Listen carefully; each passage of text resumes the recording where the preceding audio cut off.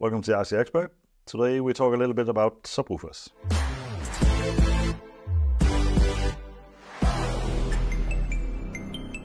So Andrew asks, how does one select between subwoofers with bass reflex or acoustic suspension, which is sometimes also called seal box subwoofers?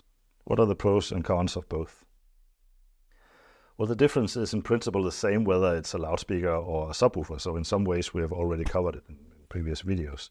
But the difference might be more obvious in a subwoofer because that's specifically covering those frequencies that you are affecting by the box design. So if we start from the top of the benefits of a sealed box speaker. Generally you can achieve lower frequency extension. So what happens in a sealed box is that the roll-off, the point where you're not getting as much output from the driver as you go down in frequencies, that roll-off is fairly shallow. So you can utilize that and add some more output and raise those frequencies. So you can extend the frequency response. This is similar to what we do in the Focus 10 loudspeaker, where inside the excursion limits of the driver, we are able to add more low output. So that's exactly what we do in the subwoofers as well. When you are tuning the subwoofer, you need the box and the driver to work properly together, and that relationship will result in a smaller box when you have a sealed box. Technical detail is a sealed box will have lower group delay. Group delay is a measure that kind of tells you when you're playing sound, so how long does it take for the subwoofer to stop playing. At different frequencies, it will take more or less time for the loudspeaker to stop working, so to say. If you have a port in the subwoofer, that port will be delayed one cycle relative to the driver. So it takes longer time for the subwoofer to actually deliver the signal. Whether or not that is audible is a discussion point, but nevertheless, you often get an impression of tight bass when you have a sealed subwoofer compared to a lot of ported speakers. One of the other major benefits of the sealed box is that you don't have any port noise or other port issues or alignment issues. It's generally a very clean sound coming out of the subwoofers. So why isn't every subwoofer a sealed box if you have all of these benefits?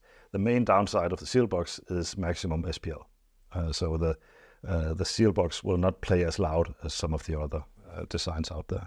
Specifically, a ported box will help in SPL. If you turn that around, the benefit of the ported box is mainly max SPL. So you are able to play louder within the working range of the subwoofer.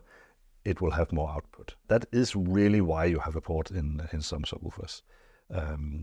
If we look at the downside of the ported subwoofer, below the port resonance, below the tuning frequencies, you actually have a very sharp roll-off. So you have the opposite of what you had in the sealed box. The subwoofer more or less stops playing. So it'll have more output in some frequencies until it basically rolls off very quickly. So it's good at giving punch, it's good at giving very loud output, but not very good at the lowest frequencies. And again, due to more group delay and other port-related issues, you might not get the same sound quality as you would in a sealed box. But all of that really depends on the design of the box. It's definitely possible to have a bad sounding sealed box subwoofer and a good sounding ported subwoofer. So everything is really related to how well is that designed. To answer the question, how does one select? I would argue you should not base your selection on whether a subwoofer is ported or sealed, because if you just make the decision based on that specifically, that might not net you the best subwoofer for your money. It's really just like with the speaker. In the end, you have to make some sort of adjustment on the sound quality you are getting. Use a bit of common sense. If you want to play loud bass in a big room, don't buy a very small subwoofer. You have to be conscious of the quality more than just being dogmatic about I want always a sealed box, I want always a ported box. But in total, if you are within the constraints of the SPL of the subwoofer, we believe you get the better performance in the sealed box.